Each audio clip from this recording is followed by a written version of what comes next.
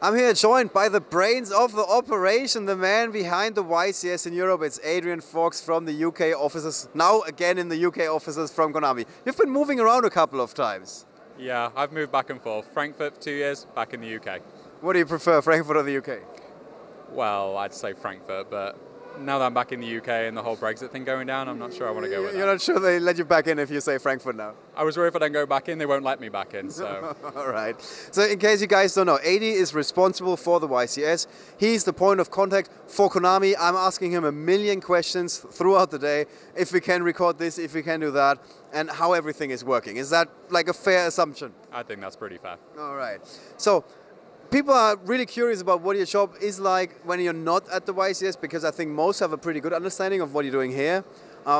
What does it look like a day-to-day in your life in the offices? Pretty hectic. There's a lot of different things we're looking out for. So setting up these events, trying to find something that keeps players interested when they're playing Yu-Gi-Oh! At these events, or even when they're not. I mean, you've seen the brand activities that we do here, right. You've seen the public events that we're doing here, and always trying to keep people engaged at these tournaments. We're constantly looking at what feedback we get, and really just trying to make sure that you're enjoying your experience here, whether you're playing in the YCS or not. So, when we first started the Ordeal of a Traveler program, we had like 70 players qualifying for it at the last event of the season. And this year, if I'm correct, it was something like 700. It wasn't quite that much. I'd love to say it was, but we did definitely go way above 70. Year one, we were something just under 70, then 150, and now we've broken 300 this time around. Oh, okay, so we're slowly getting there. Maybe it was for the mousepad, for the smaller version, basically. It was like that for the mouse, right. Yeah. So basically that means that that program is definitely a success. Would that then lead to you saying, okay, we definitely have to continue this for the next year? Absolutely. And our intent is to have Ordeal of the Traveler next year. So more information hopefully soon. The one thing, please make sure you use the same ID for each event. It makes it so much easier for us. Right. I've actually seen that a couple of players have been asking about it, and then you had to look up different IDs to make sure that they have in fact come to all events. All right, there's more than the YCS, the main event. You're also responsible for planning all the public events that are underway this weekend. I heard that a couple of players, for example, they were fans of the team tournament, and then you guys decide, okay, let's bring this in.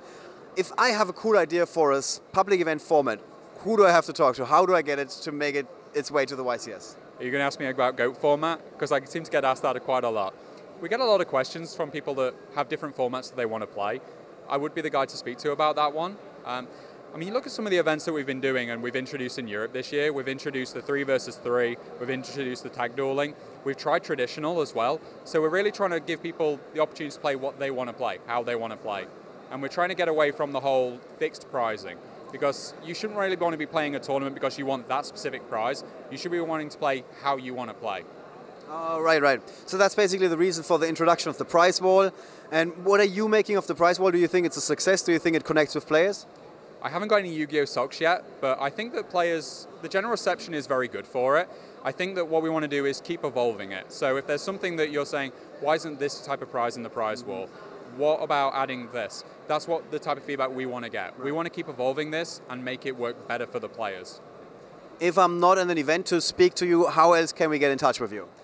The email address on the website, the European Organized Play email address is on the FAQ for each event, so people can get in touch with us that way for feedback. All right, easy enough to find. All right, we talked about the YCS. This is the last event of the season, of course. What's going to be different in 2019? Can you spoil any goods for this next upcoming season? Well, you know about Dusseldorf already, so on the spoiler side of it, I think we've spoiled everything already.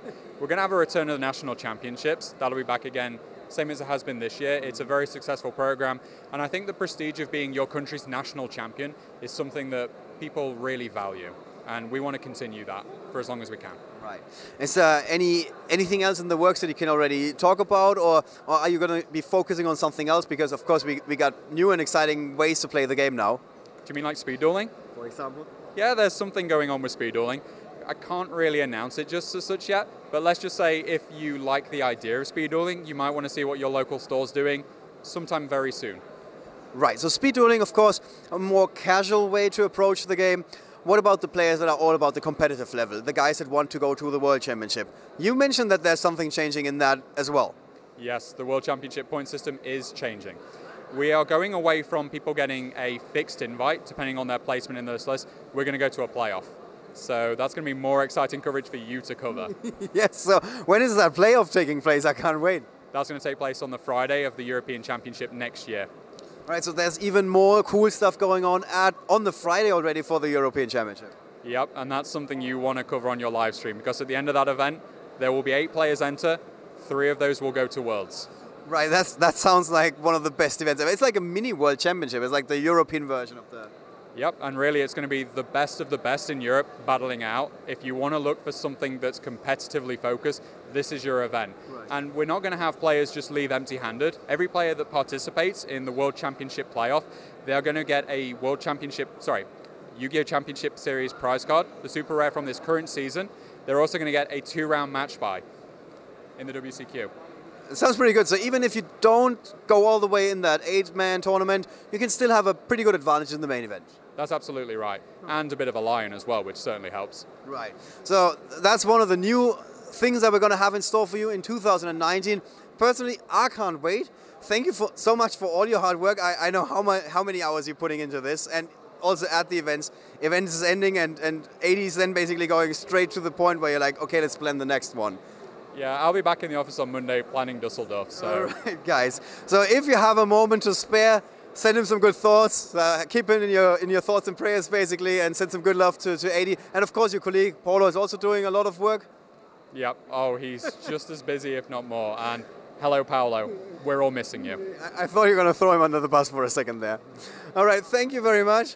Please keep up the great job you're doing. And you, of course, can also talk to 80 if you're coming to a larger event. And chances are, if you're not able to go to the YCS, he's going to be there in spirit if you're one of the local tournaments, because he's the brain of the operation. Thank you.